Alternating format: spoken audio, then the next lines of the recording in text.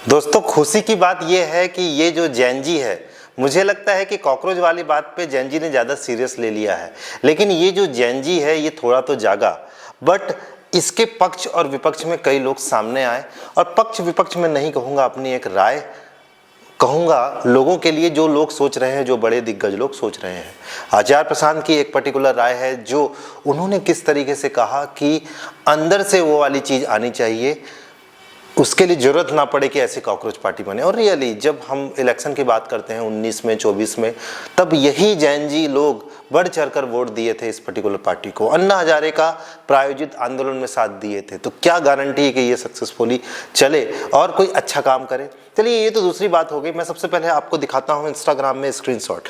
मैं बहुत सारे वीडियो में कई बार कमेंट करता हूँ, कुछ नेचर वीडियो वाले आते हैं ना, प्रकृति की चीज़ें दिखाती है इंस्टाग्राम में, काफ़ी वीडियो रहते हैं, उनमें मैं कमेंट करता हूँ कि आप ऐसे वीडियो अगर बना रहे हैं, ऐसे वीडियो मत बनाइए, क्योंकि आप वोट तो उसी पर्टिकुलर पार्टी को दे रहे हैं। तो कुछ लोग रिप्लाई देते हैं तो समझ में आता है कि हाँ सच में बीजेपी जो प्रेजेंट सरकार है उसी को वोट दे रहे हैं जो जंगल काटने वाली पार्टी है। मैं ऐसा लाइन उसमें लिखता हूँ ताकि अवेयरनेस फैले।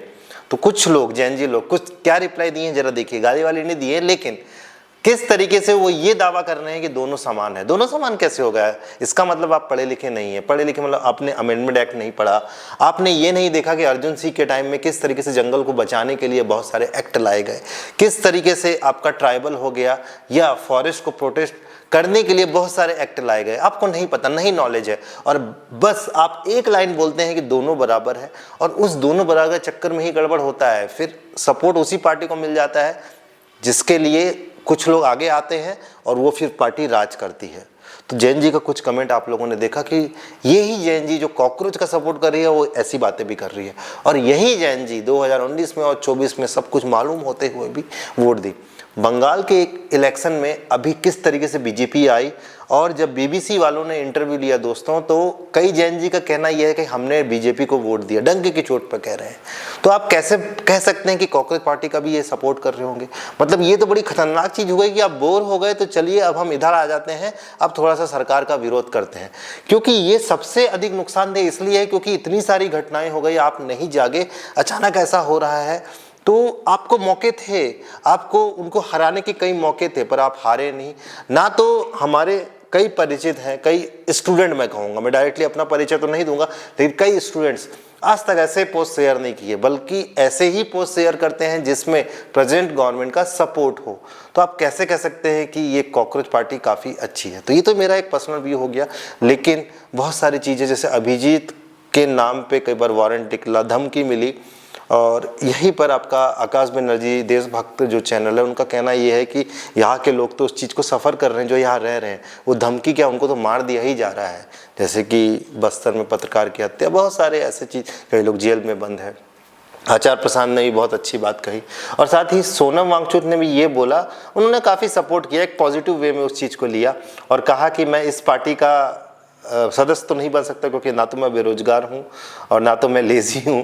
तो ये बात सच भी है। हालांकि मैंने भी अपने चैनल का नाम आपका कुछ दिन के लिए आई एम कॉकरोच रखा हुआ था, बट इंस्टाग्राम में भी उसी टाइप का ही चैनल बना हुआ है, क्योंकि मैं भी कहीं ना कहीं से उस चीज़ से सहमत हूँ कि हाँ चलिए जागे तो, लेकिन जागने को मैं थोड़ा सा आप लोग को अवेयर करना चाहता हूँ कि भैया आप पिछला हिस्ट्री, आपको मौके थे, किसान आंदोलन के समय आप नहीं जागे, अभी अचानक से ऐसा क्या हो गया? देर आए दुरुस्त आए नहीं हो सकता। ये क्यों नहीं हो सकता? क्योंकि 2014 से लेकर 2026 तक इतने बड़े पैमाने पर भारत के जंगलों को नुकसान पहुंचाया गया है माइनिंग के लिए, और पर्टिकुलर कुछ लोग को फायदा पहुंचाने के लिए। ऐसा नहीं कि लोग बोलने आ जाएंगे कि विकास के नाम पे तो ऐसा होगा। बहुत आसान लगता है ना बोलना कि विकास के नाम पे सड़क चौड़ी होगी तो पेड़ तो कटेंगे ही। अरे भाई, सड़क चौड़ी होगी तो उसके बहुत सारे समाधान है, पेड़ों को शिफ्ट किया जा सकता है। 1 से 1.5 लाख रुपए एक पेड़ का खर्चा आता है। जब आप विकास की बात करते हो तो कंप्लीट विकास की बात करिए, आप आधी अधूरी बात क्यों कर रहे हैं? और साथ ही न्यू अलाइनमेंट आप बनाइए। न्यू अलाइनमेंट कैसा कि नया रोड प्रोजेक्ट बनाइए जिससे आपका ट्रैफिक कम हो सके, लेकिन नहीं, आपको उसी पेड़ काटने में से उसी में से रोड बनाना है और कहना है कि हम तो विकास कर रहे हैं। और यही यूथ बोल रहा है कि विकास के नाम पे तो ऐसा होगा। फिर ठीक है, सारे जंगल खत्म कर दीजिए, ऑक्सीजन सिलेंडर लेके हम घूमेंगे, फिर ऑक्सीजन आएगा भी कहाँ से दोस्तों? तो इस तरीके से दोस्तों मुझे लगा कि ये बात आपके सामने रखनी चाहिए। मिलते हैं अगले वीडियो में। वीडियो देखने का बहुत बहुत धन्यवाद।